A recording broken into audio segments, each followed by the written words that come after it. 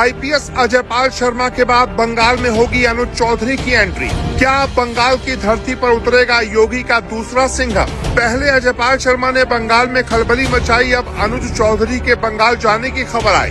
अनुज चौधरी का नाम सुनकर टीएमसी के गुंडों में मची भगदड़। ममता दीदी के उड़े होश, सन्नाटे में चला गया जहांगीर खान। जी हाँ, बंगाल, वही बंगाल जहां चुनाव आते ही बम, बंदूक, बूथ कैप्चरिंग, गुंडागर्दी सब एक साथ दिखने लग जाती।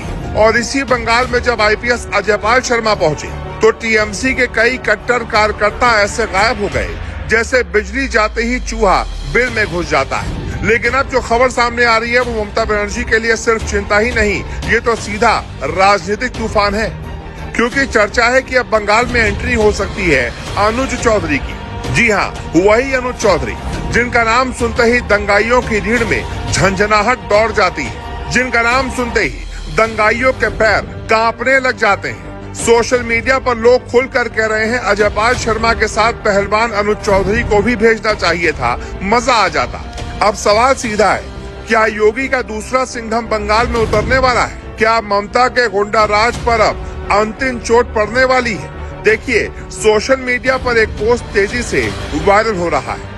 एक बड़े अकाउंट ने साफ लिखा है कि बंगाल में अजयपाल शर्मा के साथ पहलवान अनुज चौधरी को भी भेजना चाहिए था, फिर मजा आता।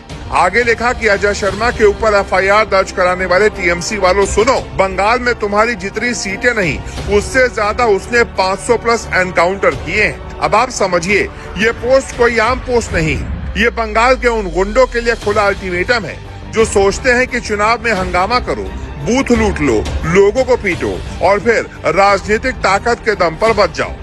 अब जरा ध्यान दीजिए, जब से आईपीएस अजयपाल शर्मा का नाम बंगाल में गूंजा है तब से बंगाल में माहौल बदलता दिख रहा है। कई इलाकों में सुरक्षा सख्त हो गई, पुलिस एक्टिव दिखने लगी, टीएमसी के बड़े चेहरे ऐसे चुप हो गए जैसे किसी ने उनकी जुबान पर ताला लगा दिया हो। क्यों?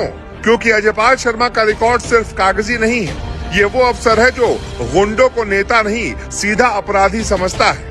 लेकिन अब कहानी में नया धमाका होने वाला है। अनुज चौधरी, जिनका नाम सुनते ही कई माफिया कांप उठते हैं, जिनकी पोस्टिंग होती है तो शहर में अपराध घटते नहीं बल्कि गायब ही हो जाते हैं। और बंगाल में इस वक्त क्या हो रहा है? कहीं वोटर को धमकाया जा रहा है, कहीं विरोधी कार्यकर्ताओं को पीटा जा रहा है, कहीं हिंदू बस्तियों पर हमले की बातें, कहीं बूथ पर कब्जा, कहीं पोलिंग स्टेशन पर हंगामा। यानी बंगाल में चुनाव नहीं हो रहे, जंग चल रही है।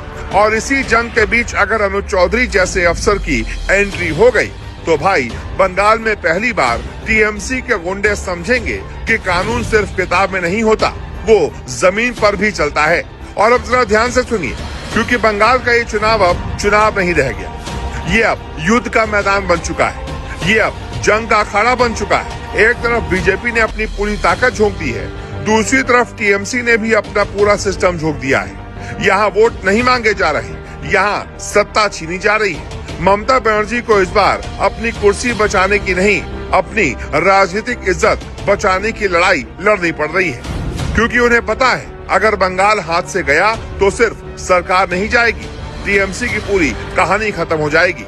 और इसी वजह से ममता इस बार वापसी के लिए तड़प रही है। उनकी पार्टी के नेता दिन रात एक ही कोशिश में लगे हैं, कैसे भी करके बंगाल में डर का माहौल बनाए रखा जाए, कैसे भी करके पुराने तरीके से वोट निकलवाया जाए। लेकिन भाई इस बार बंगाल में हवा बदल चुकी है। बीजेपी खुलकर कह रही है इस बार हम इतिहास लिखेंगे, और इतिहास इसलिए क्योंकि बंगाल में पहली बार हिंदू वोट एकजुट होता दिख रहा है। जो लोग सालों से चुप थे, जो लोग सालों से डर कर घर में बंद रहते थे, वो लोग अब बाहर निकल रहे हैं। और इसी चुनाव में सबसे बड़ा गेम चेंजर बनकर उभरा है योगी फैक्टर। वही योगी जिनका नाम सुनते ही अपराधी थर थर कांपने लग जाते हैं, जिनकी पुलिस व्यवस्था को लोग सिंघम मॉडल कहते हैं। योगी का असर बंगाल में साफ दिख रहा है। लोगों को लग रहा है कि अगर यूपी जैसा सिस्टम यहाँ आ गया तो बंगाल में भी गुंडों का खेल खत्म हो जाएगा। और इसी बीच आईपीएस अजयपाल शर्मा के बाद अनुज चौधरी जैसे अफसर की चर्चा तेज हो गई। तो इसका मतलब साफ है कि ये पोस्टिंग नहीं बल्कि ये बंगाल में एक बड़े ऑपरेशन का संकेत है। यही वजह है कि टीएमसी के गुंडों में भगदड़ मची हुई है। उन्हें लग रहा है कि इस बार बंगाल में चुनाव नहीं, गुंडा राज का अंतिम अध्याय लिखा जा रहा है। अब सवाल यह है कि क्या सच में अनुज चौधरी बंगाल भेजे जाएंगे? क्या सच में योगी का दूसरा सिंघम उतरने वाला है, या फिर ये सब सिर्फ सोशल मीडिया की चर्चा बनकर रह जाएगी? लेकिन एक बात तो तय है कि जिस दिन अनुज चौधरी बंगाल में उतर गए, उस दिन टीएमसी के गुंडे अपनी जेब में पार्टी कार्ड नहीं, जमानत के कागज लेकर घूमेंगे। और याद रखिए, ये बंगाल के लिए सिर्फ एक अफसर की पोस्टिंग नहीं होगी, ये बंगाल के लिए एक नया दौर होगा, जहाँ वोट डंडे से नहीं, कानून से पड़ेगा। अब आप बताइए, क्या बंगाल को योगी जैसा सख्त मॉडल चाहिए? क्या बंगाल में गुंडा राज खत्म होना चाहिए? कमेंट में लिखिए, बंगाल में सिंघम चाहिए, और वीडियो को शेयर कर दीजिए।